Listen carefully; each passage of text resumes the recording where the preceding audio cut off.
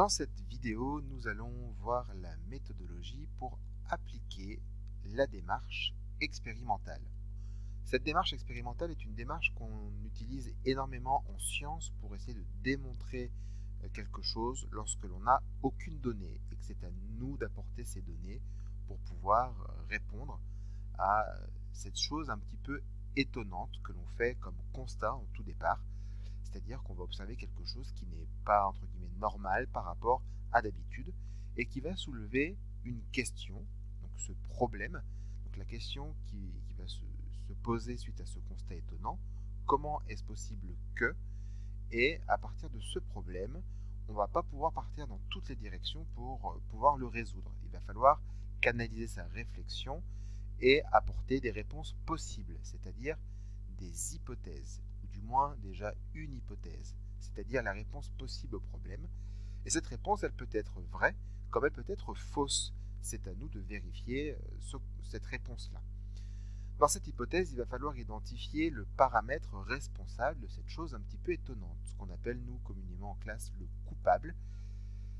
Et à partir de cette hypothèse, et une fois qu'on a identifié le coupable, on va pouvoir mener des expériences pour pouvoir prouver que notre idée de base est juste. Donc on va faire ce qu'on appelle des expériences, donc les actions à mener pour vérifier que notre hypothèse, ce que l'on pense, est juste.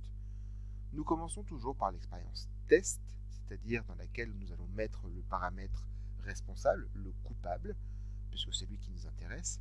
Mais pour vérifier que ce paramètre est bien responsable, il va falloir faire une autre expérience avec qu'on appelle le témoin, dans laquelle nous allons ici retirer le coupable, donc retirer le paramètre responsable de notre chose un petit peu étonnante.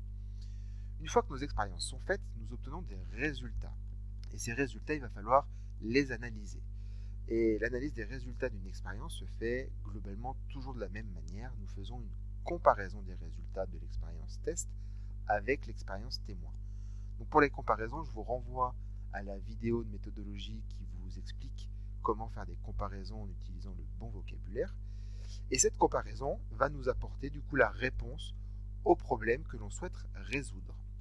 Et on analyse les résultats toujours de manière rigoureuse en commençant par décrire ce que l'on voit, c'est-à-dire en faisant la comparaison des résultats entre le test et les témoins, et en apportant la réponse au problème. Donc cela signifie que, et là nous donnons une explication à ce qu'on a pu observer dans notre comparaison.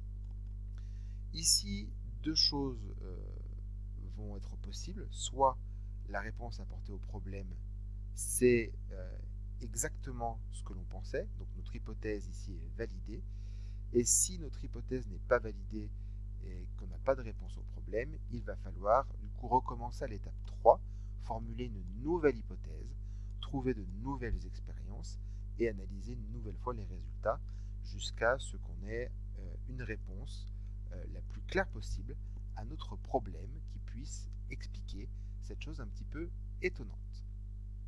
Concernant les critères d'évaluation, quand on vous évalue, quand vous faites une démarche expérimentale, vous allez réussir si vous avez trouvé un moyen de résoudre le problème, c'est-à-dire vous avez réussi si vous avez donné une réponse possible au problème, l'hypothèse, en identifiant le coupable, le paramètre responsable, et que vous avez fait des expériences test et témoins, c'est-à-dire une expérience avec le coupable, le paramètre à tester, et un témoin sans le coupable, c'est-à-dire sans le paramètre à tester.